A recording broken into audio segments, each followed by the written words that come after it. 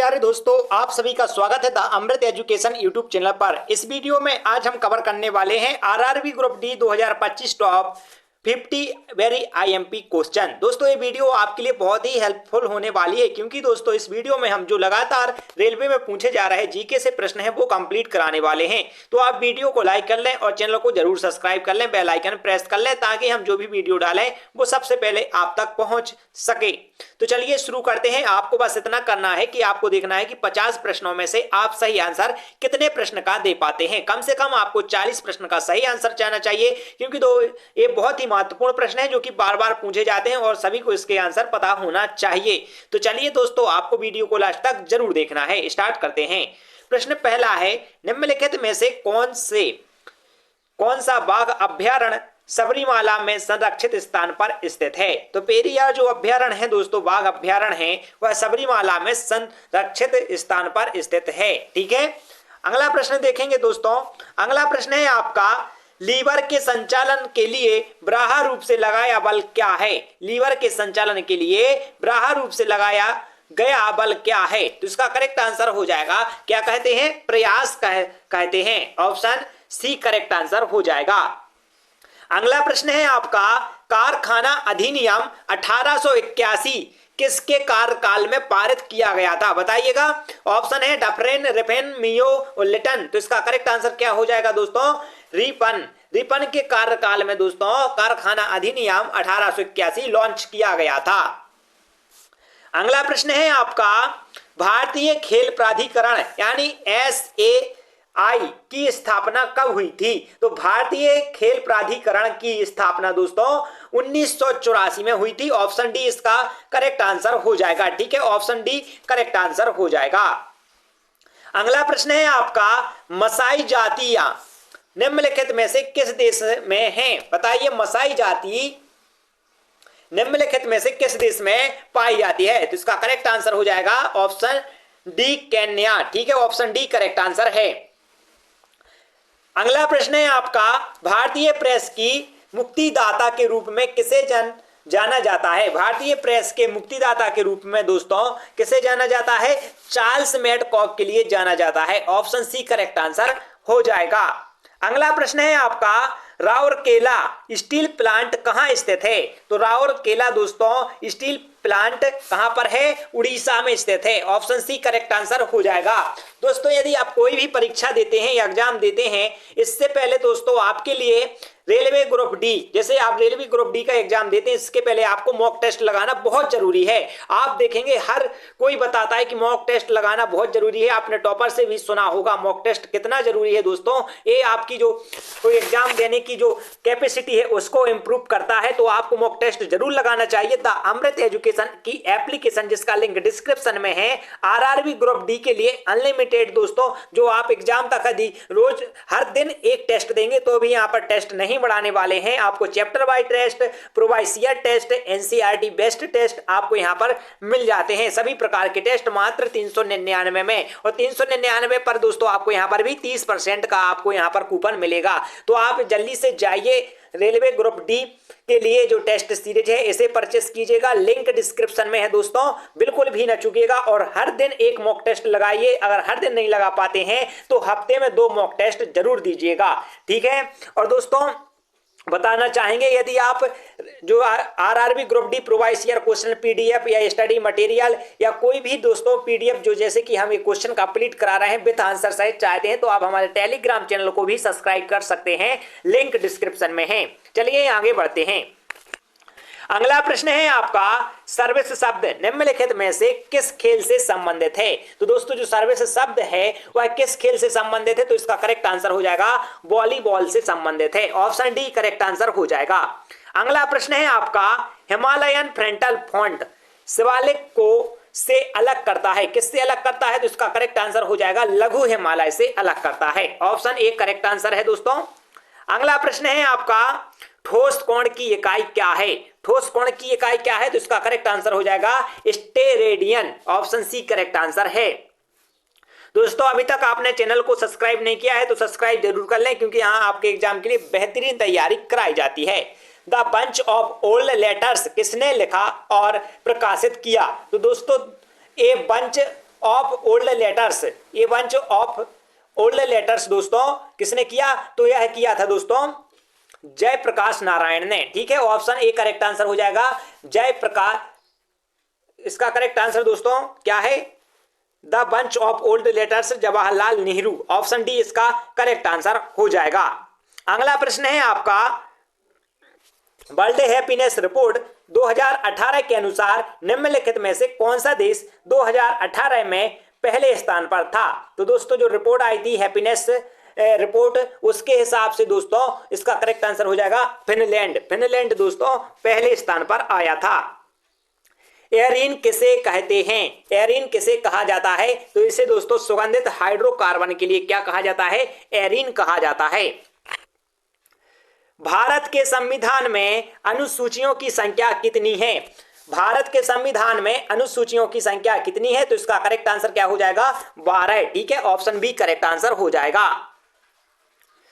मंगल और बृहस्पति के बीच सूर्य की परिक्रमा करने वाला गोलीय पिंड क्या है? देखिए दोस्तों, मंगल और बृहस्पति के बीच में सूर्य की परिक्रमा करने वाले खगोलीय पिंड को दोस्तों क्या कहा जाता है? क्षुद्र ग्रह कहा जाता है। ऑप्शन बी करेक्ट आंसर हो जाएगा।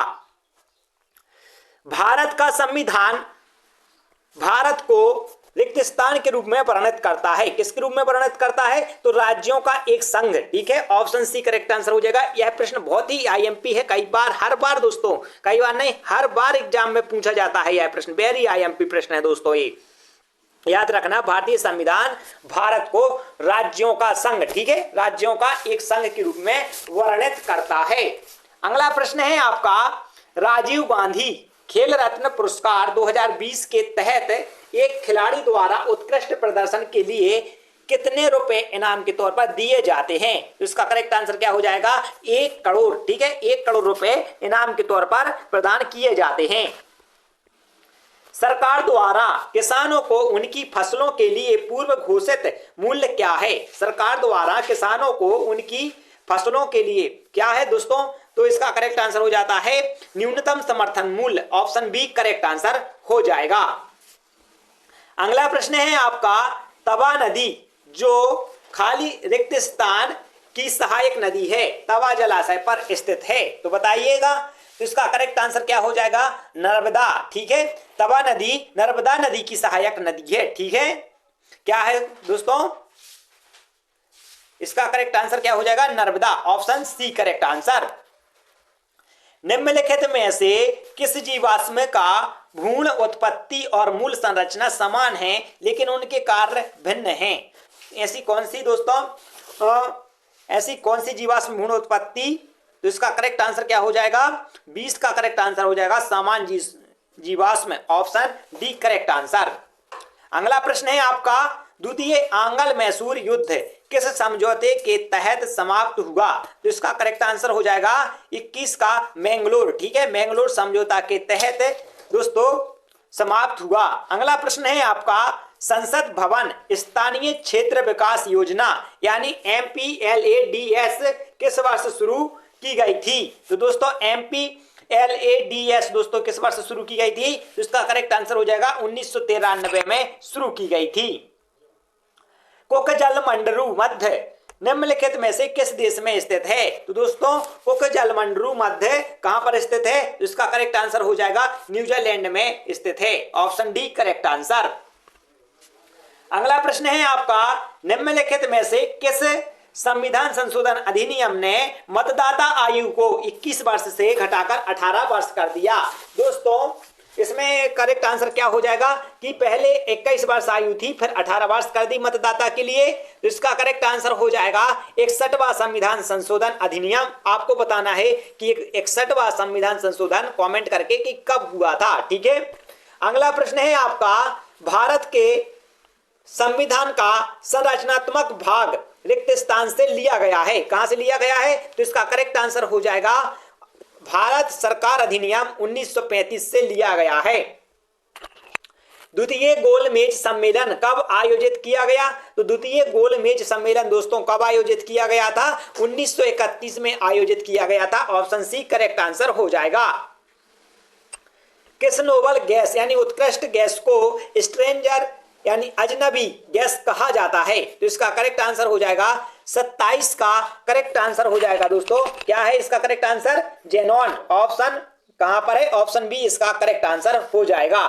अगला प्रश्न है आपका, भारत के संविधान का भाग 6वें, ठीक है, किससे संबंधित है? तो किससे संबंधित है भाग 6वां? तो इसका करेक्ट आंसर हो जाएगा राज्य सरकारों से संबंधित है। कहां पर है? ऑप्शन ए करेक्ट आंसर, राज्य सरकारों से संबंधित है। अगला प्रश्न है आपका, युवा मामले और खेल मंत्रालय के तहत स्वायत्त निकाय यानी NDTL का पूर्ण रूप क्या है? तो NDTL का पूर्ण रूप क्या है? तो इसका करेक्ट आंसर हो जाएगा 29 का करेक्ट आंसर हो जाएगा राष्ट्रीय डॉग प्रशिक्षण प्रयोगशाला। ऑप्शन ए करेक्ट आंसर हो जाएगा, ठीक है, ऑप्शन ए करेक्ट आंसर हो जाएगा, ठीक है। अगला प्रश्न है आपका, कलमकारी चित्रकला किस राज्य में प्रारंभ हुई? तो कलमकारी चित्रकला दोस्तों किस राज्य में प्रारंभ हुई? तो इसका करेक्ट आंसर हो जाएगा 30 का आंध्र प्रदेश में। दोस्तों कहां पर दोस्तों? आंध्र प्रदेश में। ऑप्शन डी करेक्ट आंसर हो जाएगा। अगला प्रश्न है आपका, किस संविधान संशोधन अधिनियम को भारत का लघु संविधान कहा जाता है? तो इसका करेक्ट आंसर हो जाएगा 42वां संविधान संशोधन 1976। कब हुआ था? 1976 में हुआ था, जिसे भारत का लघु संविधान कहा जाता है। मई 2018 में संन्यास की घोषणा करने वाला दक्षिण अफ्रीकी क्रिकेट खिलाड़ी कौन था? तो 2018 में संन्यास लेने वाला दक्षिण अफ्रीकी क्रिकेट खिलाड़ी कौन था? तो इसका करेक्ट आंसर क्या हो जाएगा? EV de Villiers. Option D correct answer हो जाएगा। अगला प्रश्न है आपका, फुटबॉल मैच की अवधि जिसमें अतिरिक्त समय की गणना नहीं की जाती वह कितनी होती है? तो वह कितनी होती है? तो इसका करेक्ट आंसर क्या हो जाएगा? 90 मिनट होती है। ऑप्शन डी करेक्ट आंसर हो जाएगा। अगला प्रश्न है आपका, निम्नलिखित में से कौन संसद के सदन पर सरकार की नीतियों की घोषणा करता है? जल्दी से बताइएगा, इसका आंसर क्या हो जाएगा? 34वां प्रश्न का आंसर है राष्ट्रपति। Option B correct answer. दोस्तों अभी तक आपने लाइक नहीं किया तो लाइक जरूर करें और चैनल को सब्सक्राइब कर लें। सिख धर्म के अंतिम भौतिक गुरु यानी मानव रूप के गुरु कौन थे? तो इसका करेक्ट आंसर हो जाएगा 35 का गुरु Govind Singh. Option D correct answer हो जाएगा। अगला प्रश्न है आपका, क्लोरोफ्लोरोकार्बन यानी CFC को के रूप में जाना जाता है? किसके रूप में जाना जाता है? तो इसका करेक्ट आंसर हो जाएगा 36 का करेक्ट आंसर हो जाएगा फ्रेयॉन के नाम से जाना जाता है, ठीक है, ऑप्शन डी इसका करेक्ट आंसर है। निम्नलिखित में से कौन से कार्यक्रम का उद्देश्य ग्रामीण क्षेत्रों और छोटे शहरों में स्वरोजगार के अवसरों का निर्माण करना है? तो इसका करेक्ट आंसर क्या हो जाएगा? 37 का करेक्ट आंसर हो जाएगा ग्रामीण रोजगार सृजन कार्यक्रम यानी REGP, ठीक है, ऑप्शन ए करेक्ट आंसर है, जिसका दोस्तों क्या है? जिसका उद्देश्य है ग्रामीण क्षेत्रों एवं छोटे शहरों में स्वरोजगार अवसरों का निर्माण करना। अगला प्रश्न है आपका, निम्नलिखित में से कौन सा नाटक कालिदास ने लिखा था? तो कालिदास ने दोस्तों कौन सा नाटक लिखा था? मालविका अग्निमित्रम, ठीक है, ऑप्शन सी इसका करेक्ट आंसर है। निम्नलिखित में से किस देश को पहले फॉर्मोसा के नाम से जाना जाता था? फॉर्मोसा के नाम से किस देश को जाना जाता था? तो ताइवान। ऑप्शन सी इसका करेक्ट आंसर हो जाएगा।